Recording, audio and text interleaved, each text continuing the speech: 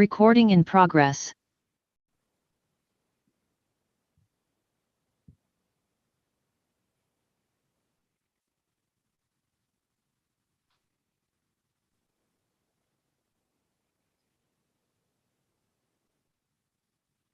Welcome, friends. I'll just wait a few more minutes and welcome everyone all at once, but thank you for being here and for joining us for this evening's talk.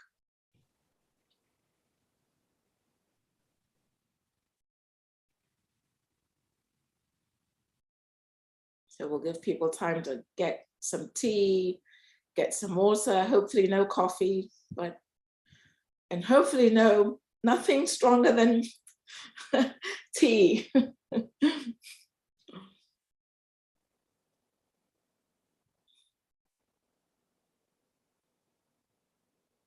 So I'll start in about 7:09. I think that's a good time, give people time to settle down. Technical difficulties I know can happen. We had some on this end, and some people may not be able to log on straight away. I had that problem earlier this afternoon.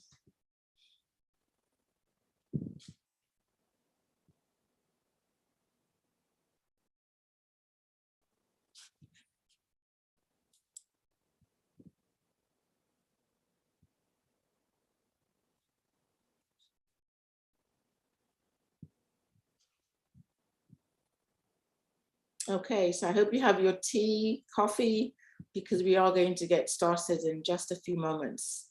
We're going to get started with this evening's event.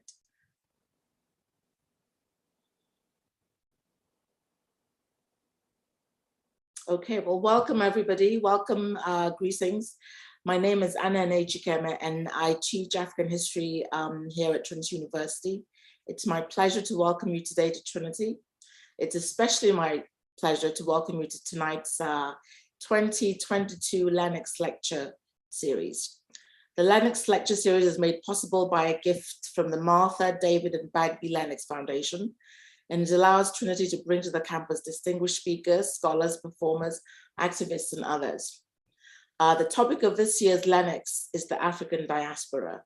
Tonight, I have a number of students in the Lennox Seminar who are working with me to make sure that we have a rewarding and memorable evening. Adam Jett and Rachel Puvatar are going to help field your questions. So if you have questions, make sure you send your questions to the Q&A. Put your questions in the Q&A and then we'll pose them to Dr. Ali after he's made his presentation this evening. I'm going to introduce Rachel and Adam, and then Rachel is going to introduce Dr. Ali to us this evening. Andrew is a political science and history double major with an interest in international politics. History, yeah. And this summer, he's hoping to complete a research project delving into the causes of authoritarianism in East Asia. He's also president of the Trinity University Fencing Club. So watch out, don't attack him on a lonely street. Rachel is a senior international studies major with a concentration in diplomacy and global health. She's interested in the intersection of immigration and healthcare, specifically as it relates to asylum seekers. She's currently a live-in volunteer in previous medical administration for La Casa de Maria y Marta, an intentional living and healing community for asylum seekers who come from the border detention centers. Rachel loves to write poetry and she likes to play Wordle, which I've never played. Before I hand it over to Rachel, I just want to acknowledge that many, many, many people have worked very hard behind the scenes to make tonight possible. Unfortunately, it's a very long list and I can't thank everyone, but I do want to mention some people by name. First of all, Stephanie Ibanez, who's the administrator in the history department, as well as our two student workers, Sam Lair and Jinyi Zhang. And of course, tonight would not be possible without the help of our colleagues who are tech experts in Tiger Network and ITS. And now I turn it over to Rachel. Thank you, Dr. Jikame. It is my absolute honor to introduce our speaker for the night, Dr. Omar H. Ali. Dr. Ali is Dean of Lloyd International Honors College and a professor of world history with a focus on the African diaspora at the University of North Carolina at Greensboro. Dr. Ali is the author of more than half a dozen books, including Malik Ambar, Power and Slavery Across the Indian Ocean, and In the Balance of Power, Independent Black Politics and Third-Party Movements in the United States. Dr. Ali is a graduate of the London School of Economics and Columbia University, where he received his doctorate. The title of Dr. Ali's talk tonight is Black Liberty in World History, Freedom Fighters Across the Global African Diaspora. With that, I will hand it to our esteemed speaker. Thank you so much, Rachel, for that introduction. And I want to thank Professor Ajikeme for the invitation to come, and everyone who helped to kind of make the technical support and everything that goes into producing these kind of events. And of course, the funders of this lecture series. Thank you all for being here this evening. It is my absolute honor and privilege to be giving this address on Black liberty in world history. And I want to share my screen. So I'm going to do that right now. So just give me a second to figure this out. All right, share that. And okay. And it should be coming up.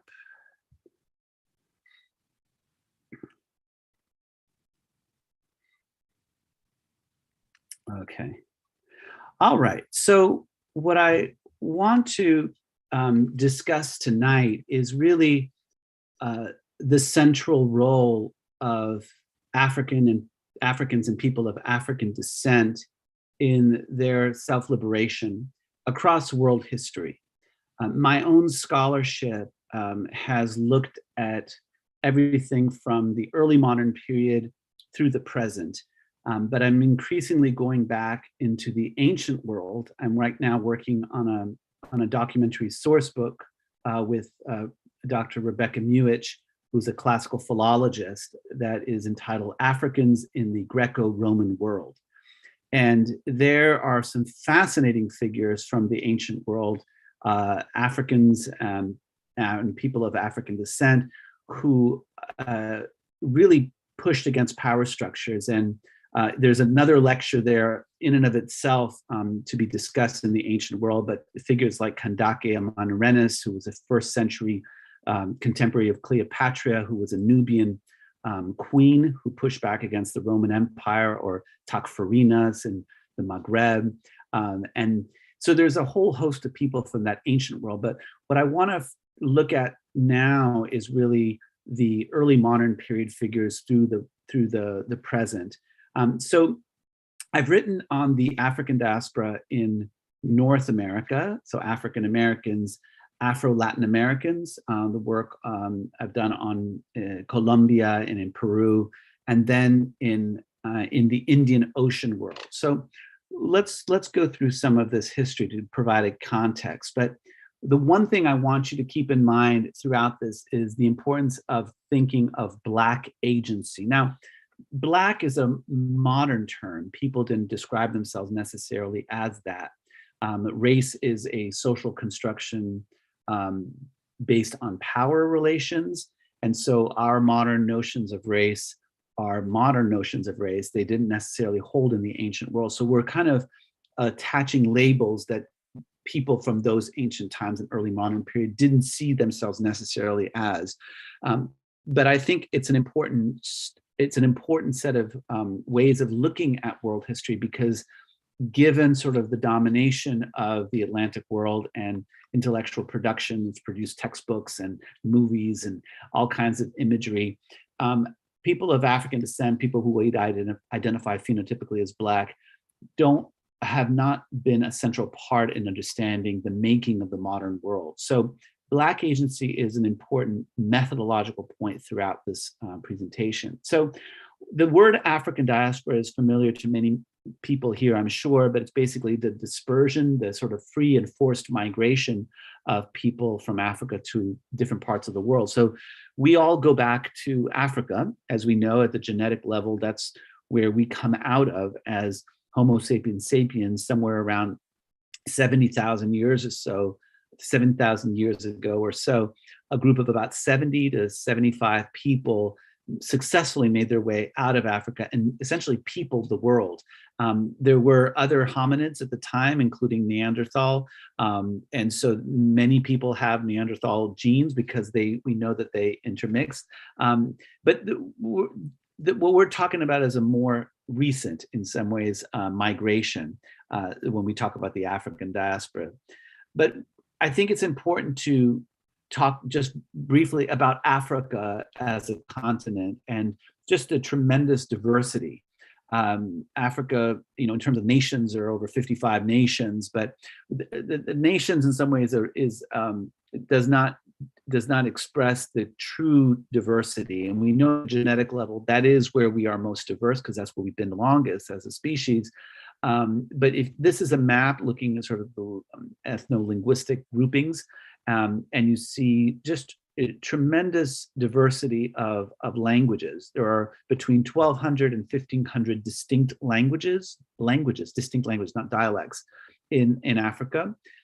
We know about how some of the peoples moved around in Africa through what's called the Bantu migration from the area of modern day Nigeria. People moved with their technologies and their languages and their genes and essentially shaped a lot of the languages in this sort of the central part across to the Swahili coast. And so many of the languages are Bantu in structure along the Swahili coast of the Indian Ocean.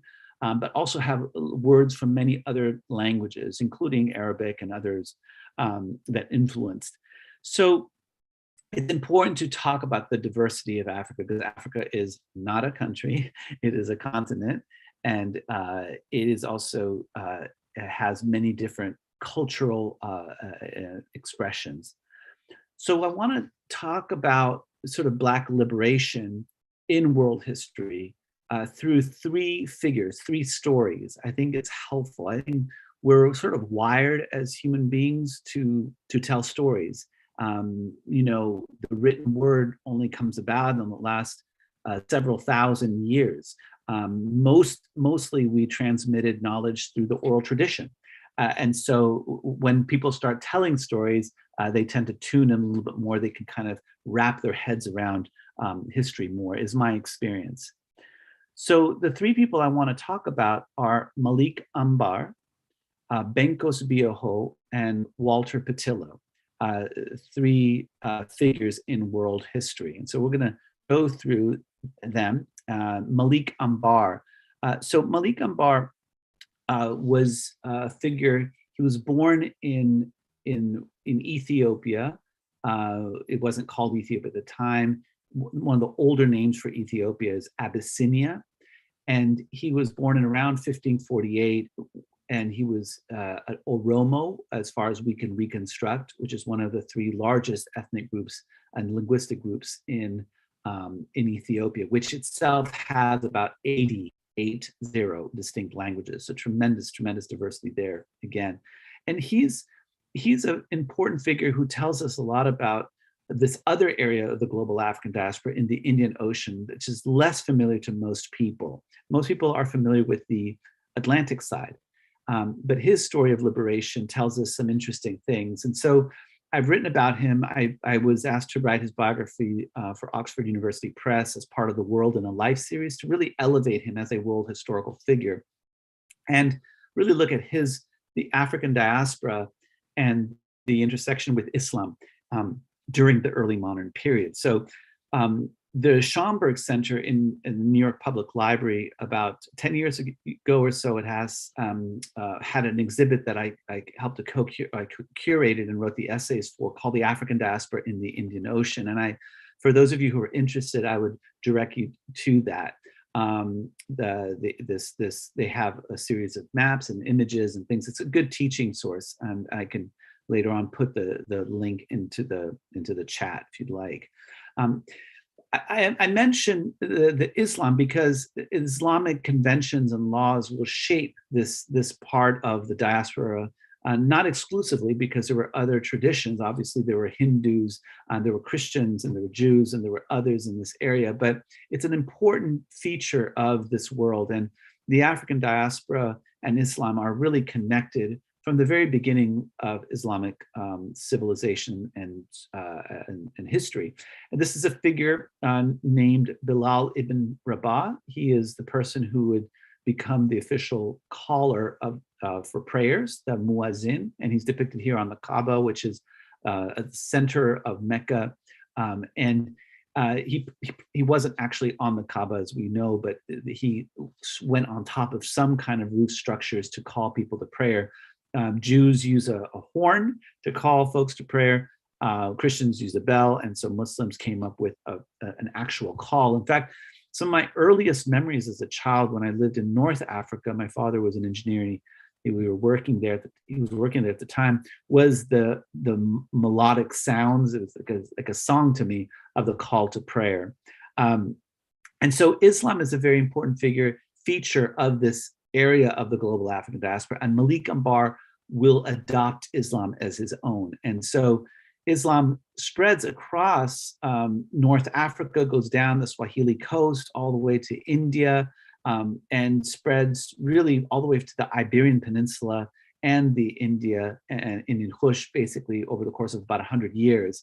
And so this is the world that Malik Ambar would enter, even though he was probably somebody who practiced some form of ancestral veneration, or what sometimes is called animism, some quote traditional religion among the Oromo. He would come into the Islamic trade networks and the military system there. And so he was entering as an enslaved young person. He was probably taken in sort of these wars that were taking place and slave raids that took place, and marched out to the sea from in the interior part of Ethiopia, and ends up in Mocha, which is in the southern part of the Arabian Peninsula, and then goes up to Baghdad. But he's part of this very complex trade network that includes everything from gold and ivory and cotton and dates and fish and pearls, a whole host of things that are being traded, and of course the spices that are coming out of South Asia and Southeast Asia across this world. So people, products, and ideas were moving about this area, and the dhows, these famous ships, were transporting people across this vast area. So this is where he's entering into. It's a very different space from what he's familiar, because he doesn't come from a maritime area, but he's connected to the sea because of trade networks. So there were Africans who were sailors. They were nahudas, which are basically captains of ships, and we have depictions of them, and the importance of African soldiers, because people left Ethiopia, were taken out as slaves, but they were also leaving and moving about as mercenary soldiers, as I mentioned, as people who would get to the coast, as sailors, as proselytizers of religion, as explorers, as artists, as musicians. So people moved around often on their own, well, mostly on their own volition. And that's different from the Atlantic world experience, where slavery was the dominant way in which most Africans were taken to the Americas. But Ibn Battuta, the great North African explorer, jurist, wrote this very detailed account in the 14th century, and he talks about these Abyssinian guards and soldiers as the guarantors of safety on the high seas against pirate attacks. So they were renowned for being these powerful soldiers and effective soldiers. And so if they said if there was one Abyssinian soldier seen on the deck of a ship, then pirates would step back. So it says a lot about sort of their fame. So there is a slave trade as part of this, and this is a map that we use as part of our exhibit for the Schomburg Center, showing where people are coming.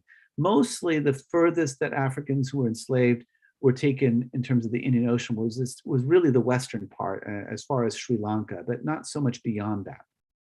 And so Malik Ambar is taken as a young person in his teens to Mocha, then educated in Baghdad. And there, his slave owner, Mir Qasim, will take him to the Deccan, which is the central area of India. And it was in India that Malik Ambar was purchased by another Ethiopian who was a regent minister of one of the sultanates there. A sultanate is basically a Muslim-led kingdom. And there were 5 or 6 major sultanates in this area of India, and he was brought into one of them under the wing of a fellow Ethiopian. And this Ethiopian, Malik Dabir, wanted to essentially train him in the ways of the court. So Malik Ambar had gained an education to some extent in Baghdad, which is surprising to many people because in the Atlantic world, that's not the experience of educating your slaves. In fact, it was made illegal in many parts, I mean, especially in the United States, especially after Nat Turner's rebellion, like in North Carolina, for instance. But it wasn't encouraged in the Atlantic world. In the Indian Ocean world, it was sometimes a greater investment in your enslaved person. And so he learns the ways of the court, and over the course of 25 years will actually break out on his own and rise to power as himself regent minister.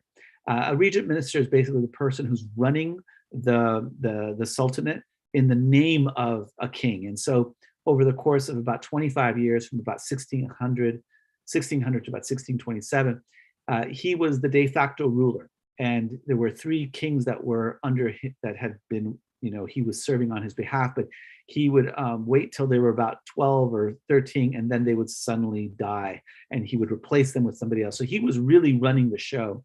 But he basically used his labor, his linguistic skills, his acumen as a soldier, and eventually as a military general, to rise through the ranks and then become one of the foremost leaders of the early modern period.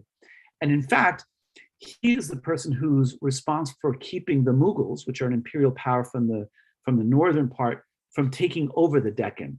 So while he was nominally manumitted, if you will, freed by Malik Dabir's wife, who was widowed after Malik Dabir died, it was not uncommon for people like Malik Ambar to be still slaves, but achieve really high levels of power.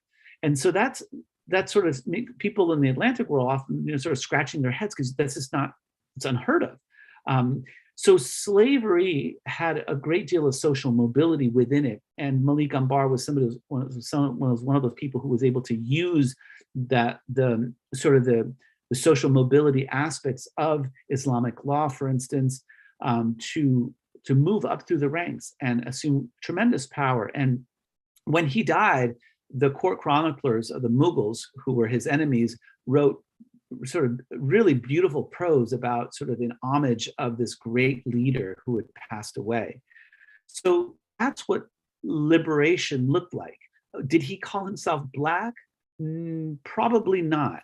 But the Mughals did, one of the emperors had called him a black-faced Abyssinian, and it's not clear from the records, which are in Persian mostly, but also in Dakhni Urdu, if they really had any of the same sort of racial notions that we do. They would have considered him an African, but not necessarily, skin color was not necessarily the dominant feature, because as many of you know, in southern India, you have very dark-skinned people who are as dark as many Africans, in fact, darker than some Africans.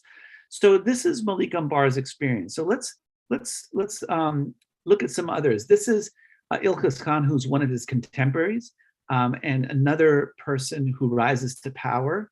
And I love this image because it shows something that's sort of a reversal of roles in terms of our notions of race, where you have the phenotypically darker skinned person being served by the lighter skinned person. And this is somebody, his name was Ilhas Khan. He is literate. He has a petition here in his hand. On his other hand, he has his hand on a sword, which is a symbol of power.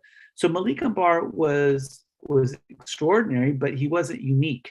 There were a number of Abyssinians who rose to enormous power. So you have these, essentially, you have these Black figures, and again, our racial notions of Black, in India, who were rulers, major leaders, heading up armies during this time period.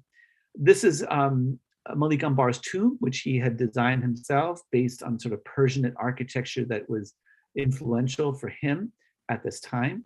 And you have his descendants who are mostly in this area Muslim, but many of the descendants of Africans would adopt the local sort of religious traditions. And so some of them were Hindus, some of them were Christians.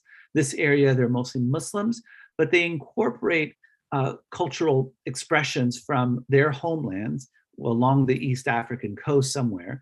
Many of them don't know exactly where, all the way down the coast, all the way down to Sri Lanka. And so you have continued groupings of African enslaved, the peoples of the descendants of Africans who were enslaved, but also mercenaries and other people that had gone to India from East Africa on their own volition, making their way as traders, as sailors, as proselytizers of religion. In fact, one of the great Sufi leaders, Baba Gore, is of Ethiopian descent. And for many people, it's sort of astonishing that you have these Africans in India. This is a young mother with her children wearing a sari, which is quintessentially South Asian. The next person I want to talk about is Benkos Biyoho. Benkos Biyoho is from the area of what's now modern-day Colombia, but he originated from West Africa, in actually the little islands off the coast of Guinea-Bissau here, was where he was from, which is mostly a canoe fishing with a little bit of agricultural society. And this is sort of in the shadow, if you will, of these great empires that had been more inland, the empires of Mali and Ghana and Sangay that many of you may have heard of. But an important point here is that, and this is an Atlas Catalan image of Mansa Musa, who was the great emperor of the Mali Empire, and holding so this big piece of gold, because that's where they made their wealth, was through the trade in gold. Many of the people that were living ostensibly as part of these empires were not Muslim, even though these ones were Muslim empires. They practiced their own religions and traditions. But the Bijakos were fiercely independent and were really a warrior peoples. And so when Benkos Biyoho was taken, and this is just some of the architecture of the Mali Empire, which is really striking because they're basically using local materials to make their mosques, really beautiful structures here. I just wanted to show a few of those there. But when Benkos Biyoho was taken, he was taken in 1599 and taken to Cartagena, which is a major port in the northern part of South America, in Colombia. He led a rebellion.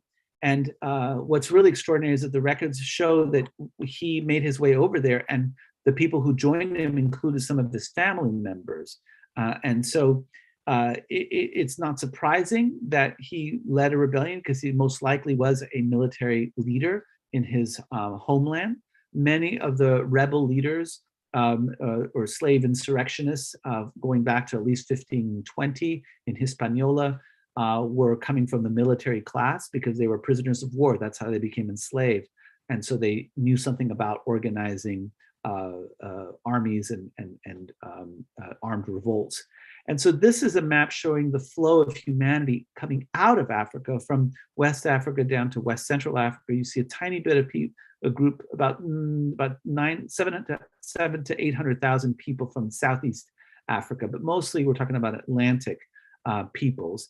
A huge number coming out of Angola, which was a Portuguese stronghold, going to Brazil, going to parts of the Caribbean, and very few going directly to the United States directly. Most Africans who were taken to North America went through the Caribbean initially. And so less than 5% went directly there. And that has to do actually with the sea currents and the ocean currents. The north equatorial currents make it difficult to cross north that way, but it's easier to kind of come across from, like, say, Senegal, from Dakar to Bahia. It's about 800 miles, and just use the currents to carry themselves over.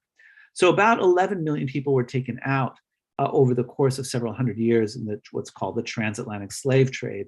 The number of people taken across to South Asia from eastern parts of Africa are around 4 million. That's kind of where the scholarship is, sort of the consensus is at right now. the documentation for that is much more scant than on the Atlantic side, where places like Lloyd Insurance Company, the British insurance company, were documenting the numbers of slaves. So we actually have much more detailed records on that side. But it's important to note that Africans who were leading slave insurrections, like Bencos Viejo, which we're going to get into, were preceded by people who were also part of the conquering armies of the Spaniards. So we know about Juan Garrido, who served alongside Hernan Cortes and Ponce de Leon, who were major sort of conquistadores, as they're called. But there were Black figures or African descended figures who were part of these conquering armies in Mexico and in Peru as well. And that's an important story to tell, because people lived under different circumstances and liberation for them looked different. And if you were coming from a certain area of Iberia, you might have joined the conquering armies, and your liberation meant something qualitatively different than somebody who was enslaved per se. There are many figures in talking about the global African diaspora, and I always try to get Queen Nzinga in there. She's a formidable figure who was the queen of Ndongo and Matamba. A great biography was written about her a few years ago, but she was somebody who really displays the complexity of Black liberation, where she was trying to protect her people, but engaged in slave trading in order to keep her people from becoming enslaved. And here she's being depicted negotiating with some of the Portuguese who did not offer her a seat. And so you see one of her attendants who was ordered to go down so that she could sit on them, so that she would be at the same eye level as her Portuguese counterparts in negotiating matters with them. One of her diplomats, ambassadors, depicted here, Don Miguel. We have a beautiful portrait of him from 1640 going to the Netherlands. There are so many figures to talk about in this period, but I just wanted to show you just a few images of some. So let's get back to Bencos Viejo. So he ends in Cartagena. Cartagena is a slave entrepot. So many people who end up going to, say, Peru will go to Cartagena and then cross over by foot over what is now the Panama Canal, that area across the isthmus, and then be loaded on ships and then taken down. And some of them end up in Esmeraldas, which was a seaport in Ecuador. And Esmeraldas would actually become an important slave runaway stronghold. And we actually have some amazing portraits of some of their early leaders. This is one of them with an early leader with his two sons who were negotiating with the Spanish imperial representatives. And so there are these, again, one after another figure trying to protect their own people by creating sort of runaway slave societies that are fortified places deep in the jungle. And this is really who Bencos Viejo is, and would be attributed to the naming of many people thereafter. For about 150 years, you see in the records the name Bencos and Viejo used by Maroon leaders. And Maroon is simply the word for runaway slave or enslaved person. The scholarship has moved towards trying to move away from the word slave to enslaved, to show that it's an action, it's an activity, as opposed to just sort of a natural state of being.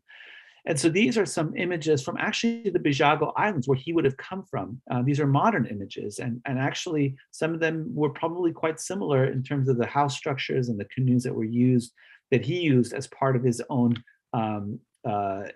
rule in the Bijago Islands. So Bencos Viejo comes over, and the Maroon site that his town is, it's called Palenque de San Basilio, is been now adopted by UNESCO as a heritage site, and so they celebrate his life. That's a statue of his in the middle of the sort of the central part of the town. And so the people of Palenque de San Basilio, which is again in outside of Cartagena, continue many of the traditions of their foreparents. And so you have that expressed in music, in dance. Many of them adopted Christianity or Catholicism in particular, but the Catholicism that they practice is syncretic. It includes other elements that come from West Africa and Central West Africa as well. And so you have figures like Benkos Bioho, like Malik Ambar. We mentioned, Queen Nzinga. I made a sort of little shout out to Kandake Amanirenas, who is from the first century in the ancient world.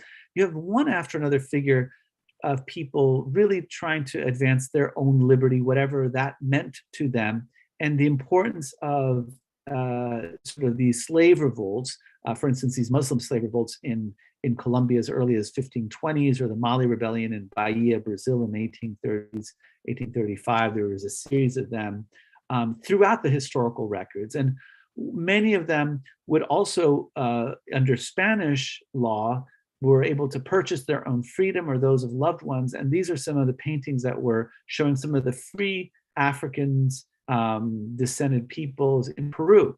I was born in Peru, and in the 16th century, it was actually considered a Black city because almost 50% of the inhabitants were African, the people who had been taken there as slaves, and many of them had become free through manumission, purchasing themselves or their loved ones. And so there's a rich sort of history of people using the laws, for instance, imperial Spanish laws, force of arms, running away to gain their liberty.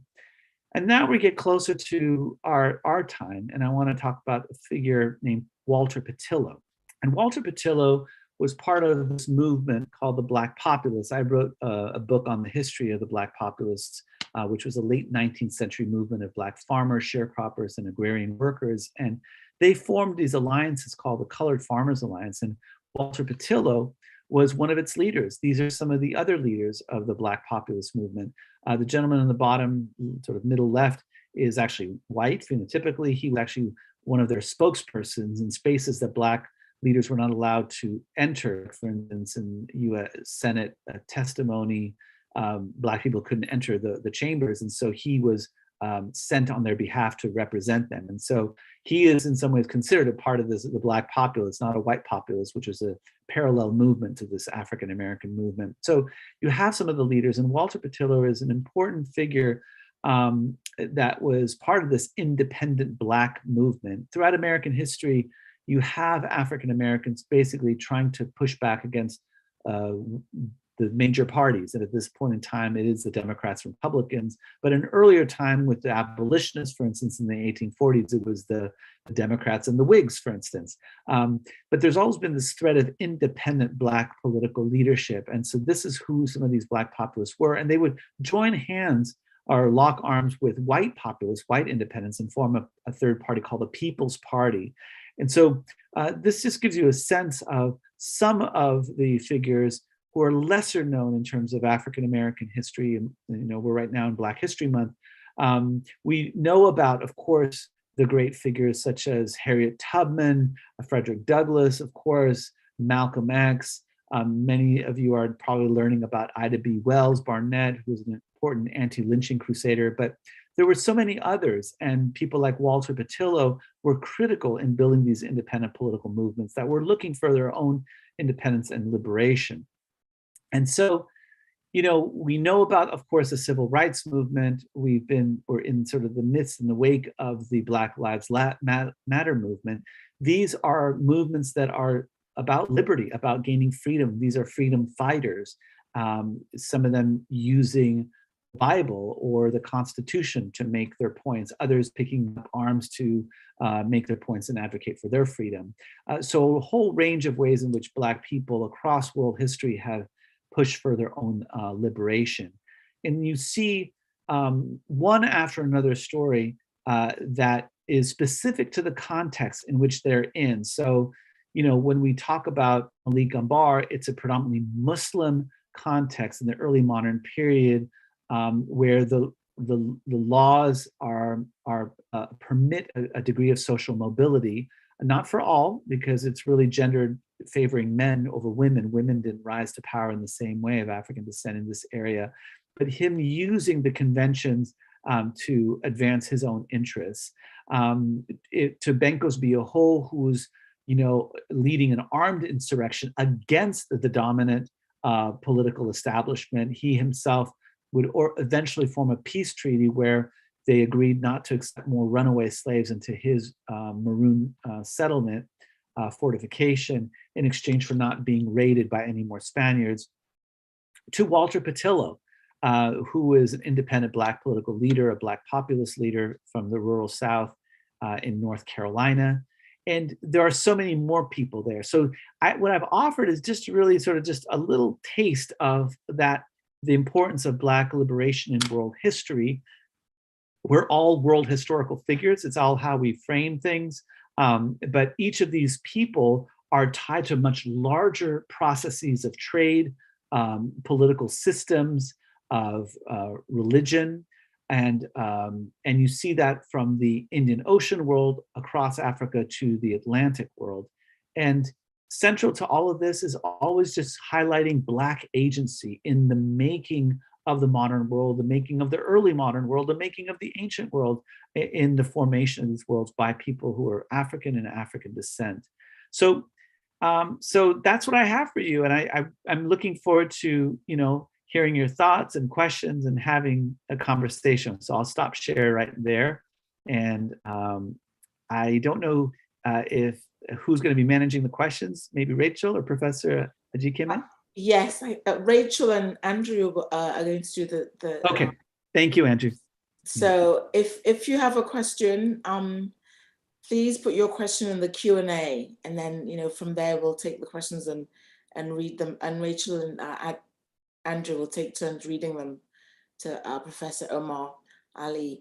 And while we're waiting for the questions to come in, although maybe you don't have to go back to the screen share, but maybe you could talk about the because some of the individuals on your on that the last group of images. Yeah.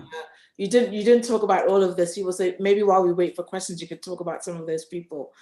Sure. Okay. Right. Because I think some people, some of them have quite interesting biographies. I think. Yes. It would be very surprising, I think, to most people in the audience. Yeah. Let me see if I can get to it. I'll try to fast forward there. Let's see here. Yeah. Let's see. One of the great joys, pleasures of being a scholar of the global African diaspora is that there's just so much. It's so rich, the history, and it's kind of like you start looking into one area and you just find all these figures, right? Professor can attest to this. Yeah, so here's some important figures. So over here to the top left is Ilhas Khan. Ilhas Khan was the contemporary of Malik Ambar, showing the very regal sort of position of one of the Abyssinian nobles in India. Next to him is one of the leaders of the Maroon settlement in Esmeraldas, which is in modern-day Ecuador. Next to him on top here is Omar ibn Said. Omar ibn Said was Senegalese, and he made his way and was taken to, he was forcibly taken to South Carolina, but then ran away and made his way to North Carolina, and then ultimately is recaptured and lives his days living in a relatively, unencumbered way. He was allowed to sort of live his life out in Fayetteville. And he wrote a 14-page autobiography. And in fact, I consulted with Rhiannon Giddens, who's an important, she's actually won a MacArthur Genius Award. She performed in the White House, President Obama's White House, bringing back the banjo tradition, but she's an trained opera singer and has trying to bring out the role of African Americans in terms of the banjo traditions. But she actually just wrote an opera about Omar ibn Said, and there's a mosque named after him in Fayetteville, and the opera is going to premiere next year. And then next to him is Ida B. Wells Barnett, the anti-lynching crusader, who is a very important journalist. She spoke out about lynching. She had to escape with her life and becomes an important also suffragette, women's suffragist activist when she has to escape from the South. People were trying to kill her. Walter Patillo down there on the bottom left, Black populist leader, Malcolm X, of course. I love this picture of Malcolm.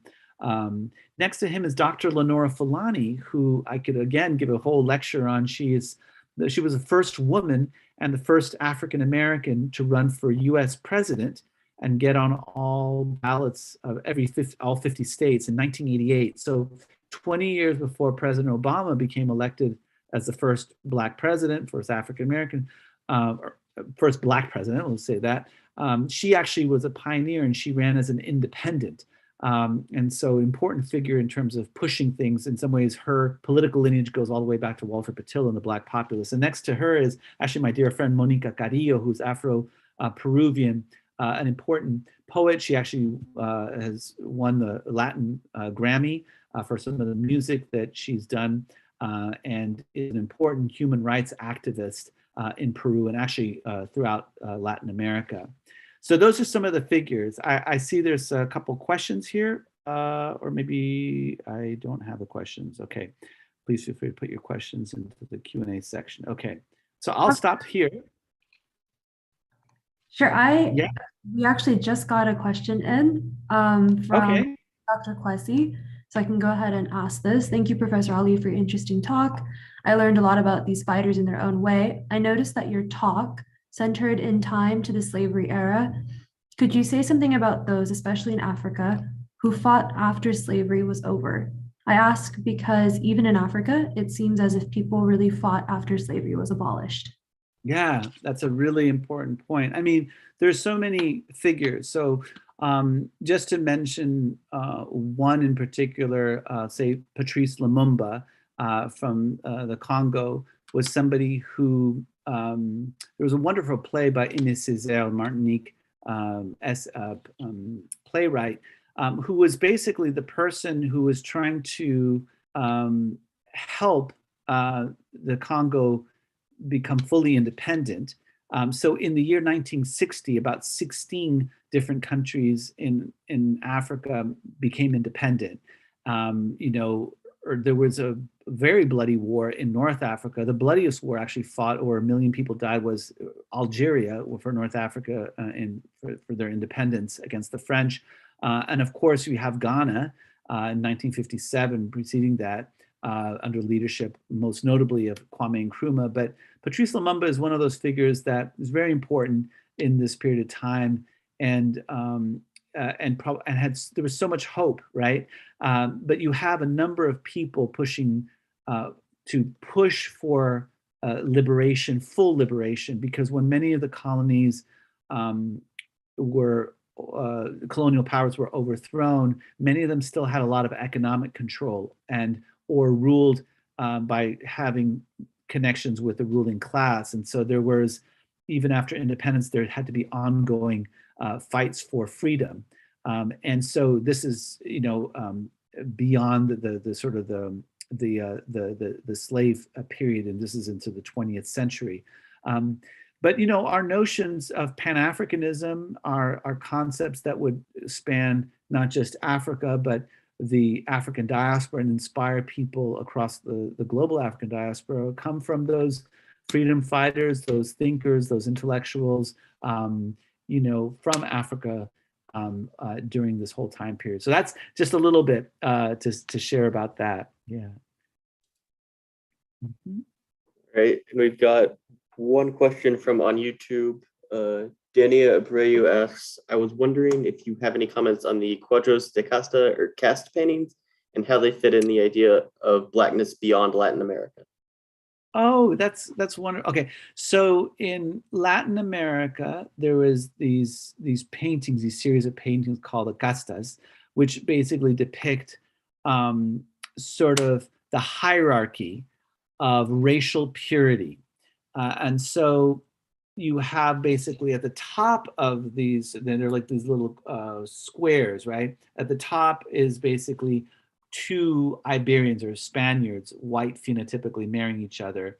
And then those who were born of those parentage, who are also phenotypically white in South America or in Central America, being sort of near the top there. But then if they marry somebody who is of indigenous descent, then they have they sort of are less pure. And so the idea, which is really just was somewhat theoretical in terms of the exact sort of breaking down of the background, was that there was sort of this racial purity and a hierarchy. I mean, again, I'll just underscore something, which is that race is a social construction. I think we all know this. One of my dear professors at Columbia University, Barbara Fields, used to say, yes, of course, race is a social construction. Everybody talks about that all the time. And this was like, now I'm talking about like 35 years ago. But the important thing about it is that it's a function of power. Everything is a social construction. This pen is a social construction, right? This could also be something else, all right? I mean, a child might look at this and say, this is a rocket ship, or a little submarine or something like that. So we create categories, we name things, and we reinforce it by relating to them as certain things. And so race is a social construction, but it's based on power. And the people who had more power are the ones who determine the sort of the categories and the hierarchy. So the Castas paintings depict a particular notion of Iberian, Spanish in particular, hierarchy, a hierarchical view. If a Castas sort of series of paintings were painted maybe by Africans, it would look different, right? Maybe Black people phenotypically would be at the top. I don't know. I mean, but not necessarily, right? So basically, these are constructions. So that's what I was thinking about when you ask that question. Yeah. That's great. Thank you. We have another question from Lauren. She says, Dr. Ali, thank you for this fascinating talk. Your work is so prolific and spans such an incredible range of time and geography. Can you tell us a little bit about how you approach your research, what major questions animate your work, which types of sources you draw on most in your work, and what you are working on now? And I'll put those for your reference as you answer. What's that? What was the thing about the reference? I'll put the question in the chat too, so you can see. Oh, yeah. What's the name of the person? Lauren. Lauren. Thank you, Lauren. That's a very thoughtful question. I mean, these are all wonderful questions because I think this is a conversation. I mean, it's heart to heart. I wish I could actually like see you and talk to you, but we're working with what we have. So this is good. And I think it allows for a particular kind of conversation, which we can continue. You can email me, and I'm happy to continue. So I think so my mother is from Peru. That's where I was born. My father is from India. And I lived in North Africa for about 5 years as a child. And I was very influenced by a Ghanaian anthropologist named Maxwell Owusu at the University of Michigan. When I began my studies, I began at the University of Michigan. And then he was a London School of Economics grad, and he thought that I would actually just do better in that environment because I just sort of like wanted to be left alone and just do my thing and then come back and talk and have sort of these conversations and not be sort of micromanaged. That was sort of my learning style as an undergraduate. I just wanted to just, do that. And he said, that might, the British system might do you well. And so he said, why don't you consider applying to the London School? I did, and I got in, and I ended up doing my undergraduate studies there. But he was somebody who was very influential in my thinking about the centrality of Africa in world history, that the making of the modern world cannot be understood without an understanding of African history and people of African descent in terms of the politics, the culture, the economics of it all. I mean, in the United States, this is where we are now, the notion of liberty, right? The notion of freedom rests on the actuality of enslavement. And it was Black people who were at the forefront of pushing back against that because they were the ones who were enslaved. Of course, there were also indentured servants prior to that, but that's another more nuanced story. So I really was shaped by this understanding of the centrality of Africa in the making of the modern world.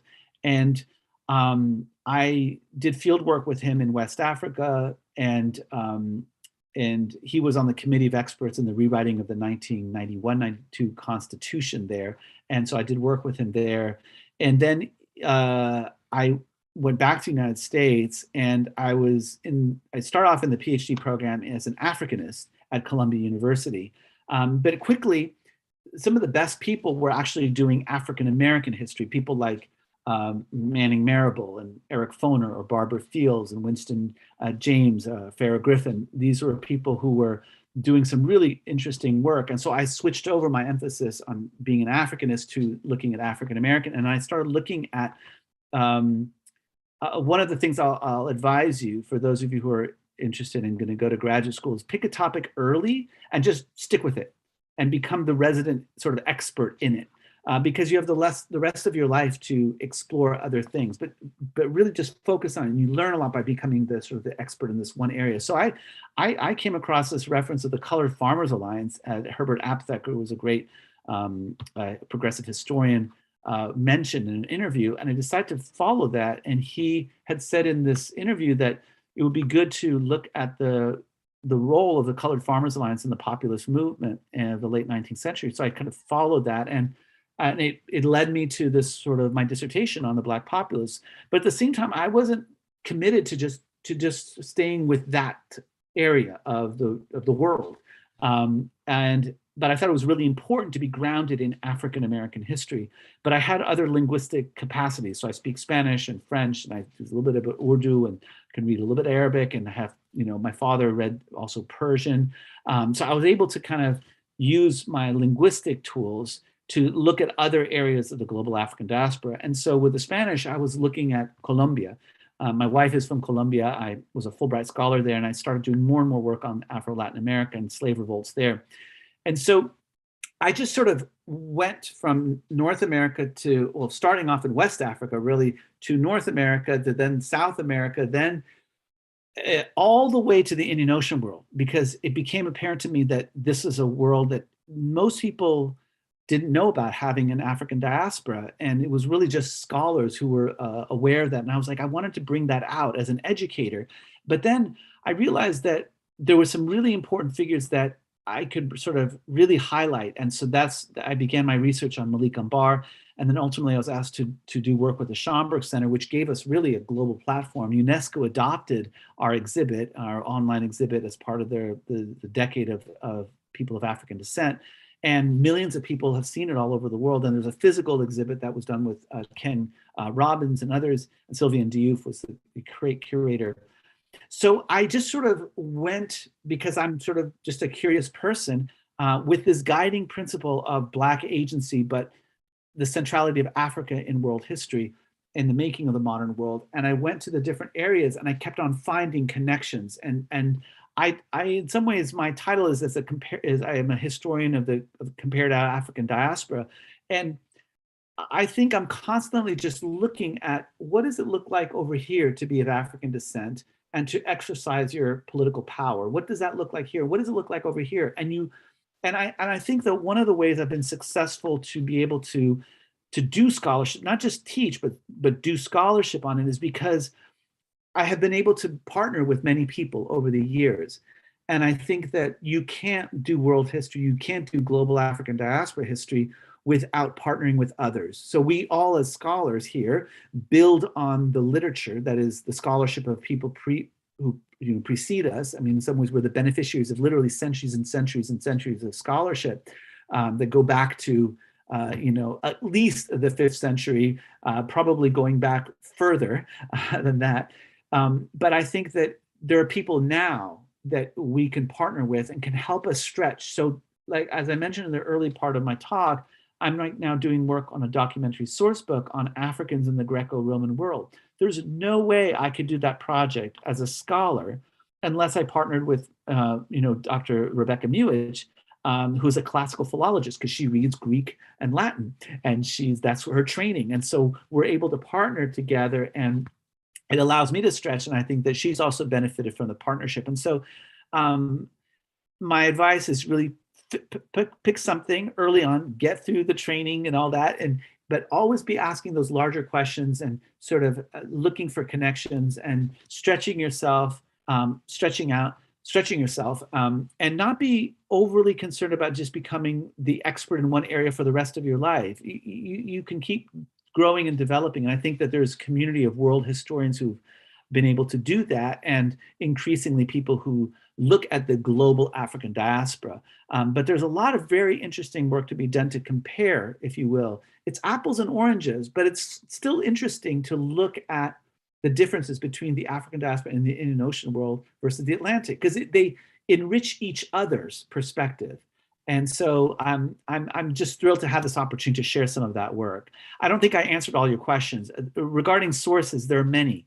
So it's of course, it's for the more modern period, it's newspaper articles, it's journals, it's government records, it's poems, it's material culture, and there's oral traditions, there's archaeology. So again, one has to read across disciplines and become conversant enough to be able to understand and appreciate other areas. So as a historian, I read the work of anthropologists. My earliest training is in anthropology, but my graduate work, PhD, is in history. But I read anthropology and ethnography. I read political science with regards to independent Black politics in the 20th century, the work of sociologists, art historians, architectural historians. So you have to be able to kind of stretch and be willing to kind of be a little uncomfortable and ask your friends for help in understanding things. So that's hopefully a reasonable response to your very thoughtful question. Thank you for that. Yeah, thanks, Lauren. Lauren Turek, nice to meet you. Yep. Oh, thank you. Thank you for saying that. Okay. Any other questions? I'm happy. Yeah. We have another one from YouTube from Azariah Anderson. Your description of Black populism was very intriguing. Is Black populism, agrarian politics from the Colored Alliance, the People's Party, available online?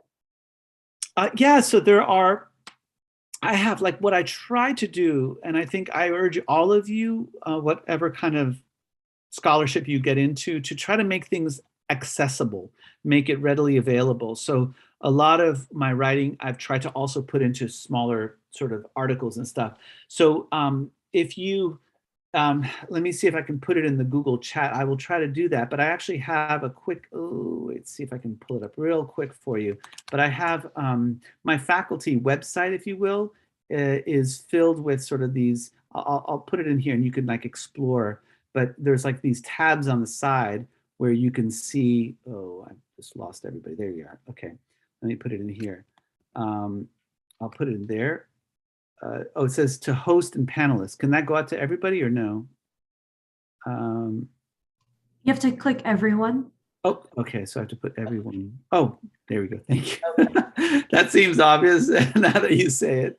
Thank you, Rachel. Okay. Yeah. So if you go to that, then it takes you to my faculty website, which you can see on the left hand, sort of entries like Islam, Africa, and the Indian Ocean world, Latin America. The one on Black populism has, some of the articles and places and just sort of synopses. I'm very much into, like, I love encyclopedias. Like when people ask me to write encyclopedia entries, I try to do so with time, just to make stuff as accessible, as readily accessible to people. So that's a place where you can pull it up. But if you pull up Black populism in the New South, my stuff comes up. And so does stuff come up on Wikipedia. I mean, Wikipedia is great. It's a great place to start, it's a go-to place. I know that librarians sort of don't want faculty members to talk about it that way, but to me, it's a great place to start. And, Britannica is available online, and more stuff is available online. So if you do a Google search, you most likely find something that should satisfy. But you can buy a book, but books are expensive and what have you. Yeah. Dr. Ali, I have a question for you. Yeah. You mentioned that women rose to power in Abyssinia, or women from Abyssinia rose to power in India. Can you speak on this a little bit more? You mentioned in your book, but I'm curious, I'm sure the audience would also be interested in hearing how these movements arose and looked like for women. Yeah. So I think that I probably misspoke, but what I was trying to say is that you don't have really that many cases of Abyssinian women rising to power in India.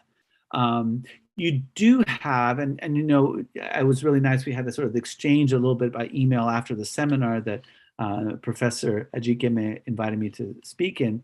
You have Abyssinian women serving in military capacities, and going back all the way to the days of Queen of Sheba. Like you have like these roles of these important female figures, and a little bit to the north, Kandake.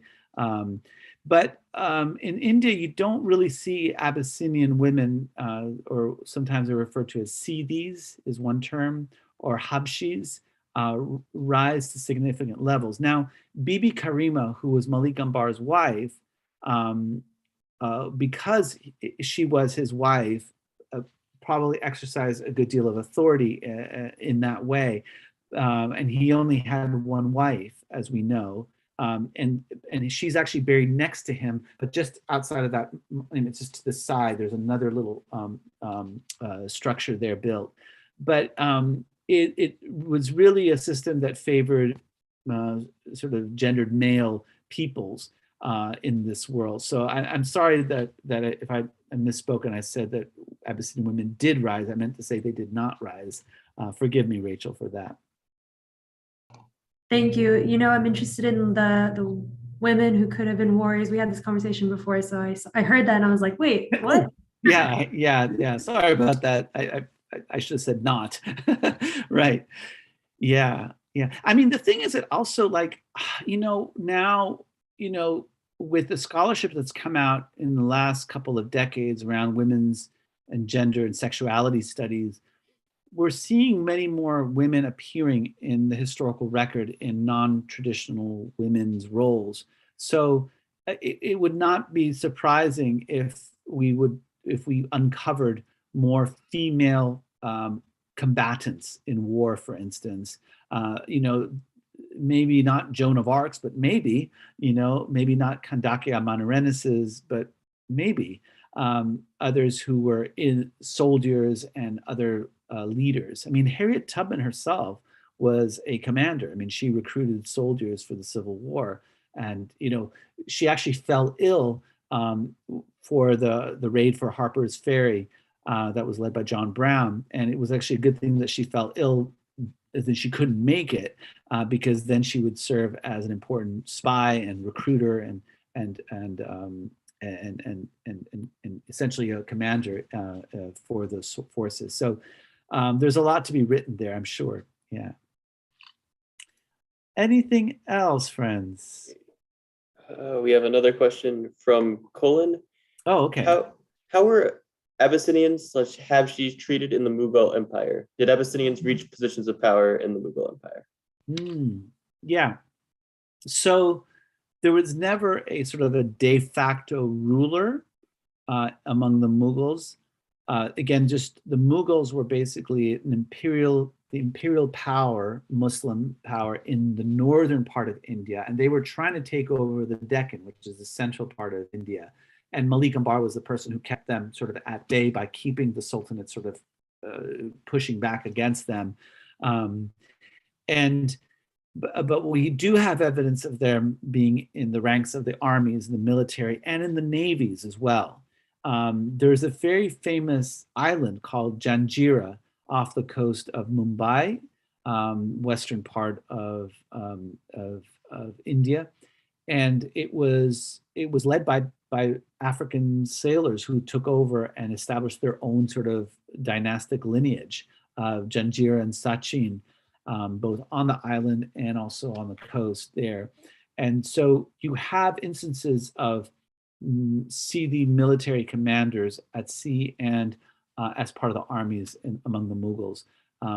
But you see a lot more of a presence of Abyssinian or Habshis in the Deccan, in places like in Gujarat, but also like, further in, like in Hyderabad, to the modern period, really, as early as late as the 1940s, you have African soldiers who were being brought in to support the local ruler prior to India's independence. So So yeah, so there was a definite presence. One of the books that I would recommend is called African Elites.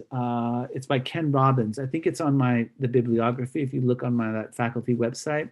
But he is a very dear friend and somebody who's really done a lot of work to bring out the images of Africans.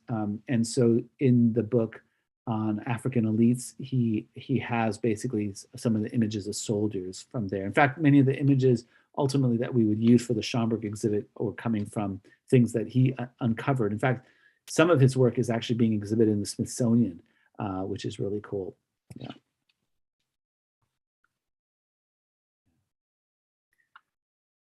Anything else?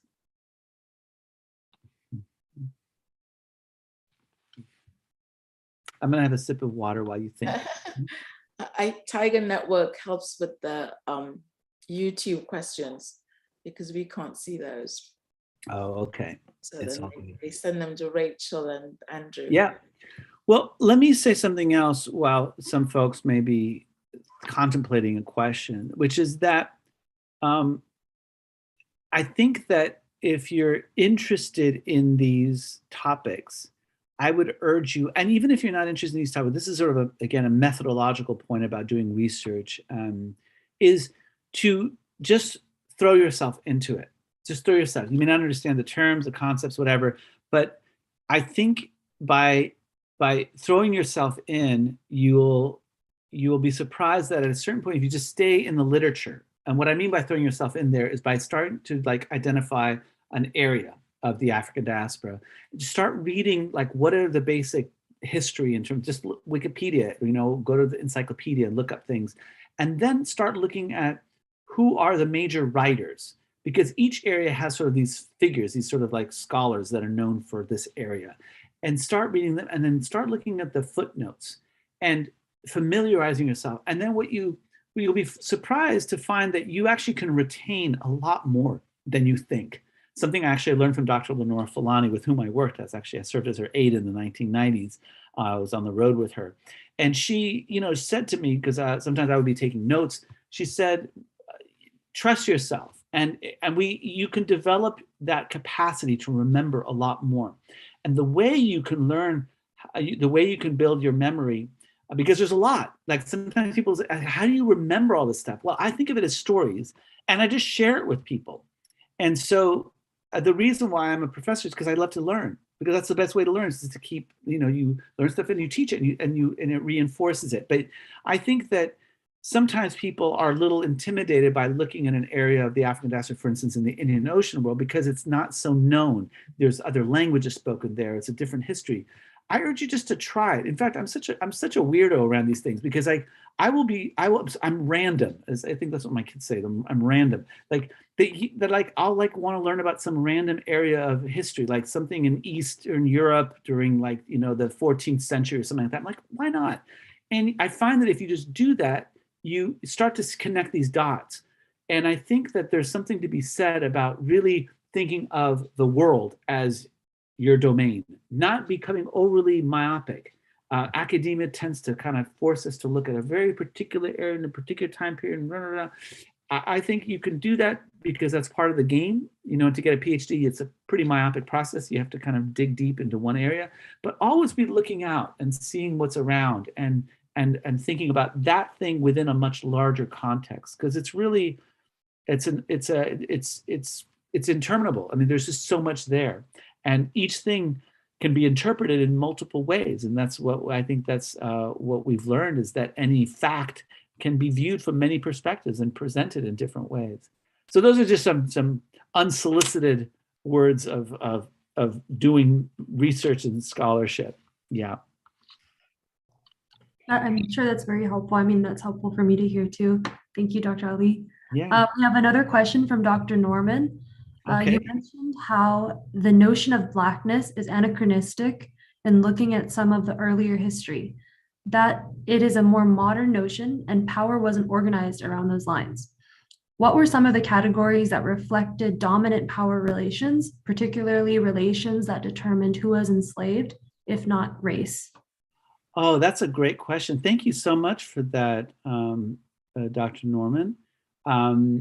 So much more important than what we understand as race in terms of blackness, whiteness, and other variations, right, was religion. That was a very important organizing feature.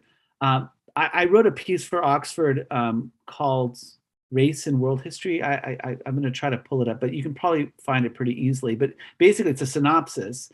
It was actually intended to be sort of the synopsis of a book they'd asked me to contemplate writing about race in world history, which is like a sweeping topic. But in it, I sort of give some of these really sort of like highlights of how race was organized around different lines. And in some parts of the world, it was around distinctions between people who ate cooked food and non-cooked food. People who were from a certain climate being separate from another grouping of people from another climate. So race has been organized in many, many different ways. So phenotypical differences is a way that we just think of it as totally normal to set up oppositions. But there's a whole history of differences of othering people, right? Whether it's the food they eat, the religion they practice, where they're from, which gets racialized in ways that, like, Jews are made to be a race, right? Non-believers, people who are not of the book, the Kafirs, which is a very derogatory term in Southern Africa, is actually a term that's been appropriated by people of African descent in Sri Lanka. They call themselves the Kafirs. So multiple ways, but ultimately it's the people in power who determine the sort of the hierarchy. And so the Castas painting is a great example of that. I hope that helps.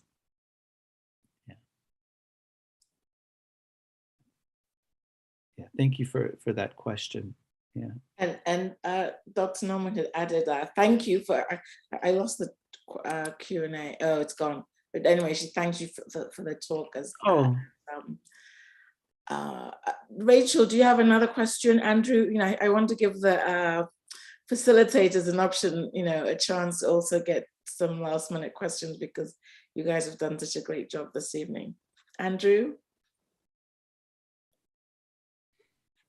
I don't see, okay. And okay, Andrew says there's nothing on YouTube. So I think it's been a wonderful evening. It was a wonderful presentation. I know that I really enjoyed it. I'm sure, and I hope that everybody else did. The questions were wonderful and your responses were really enlightening. I hope that everybody will go away having learned a lot, be encouraged to learn more. As Dr. Ali mentioned, he visited the seminar and we really had a fantastic time. So thank you again for coming back to Trinity via Zoom. Zoom worked, there were some hiccups, but it worked really well. Thank you so much. And thank you to the attendees for really a wonderful and enjoyable evening. Yeah, thank you so much. Yeah, I really appreciate this invitation. Have a good night then. Thank you. Thank you so much. And thank you to Tiger Network, Rachel, Andrew. Thank you all so much. And good. Bye-bye. Bye-bye. Bye. Thank you.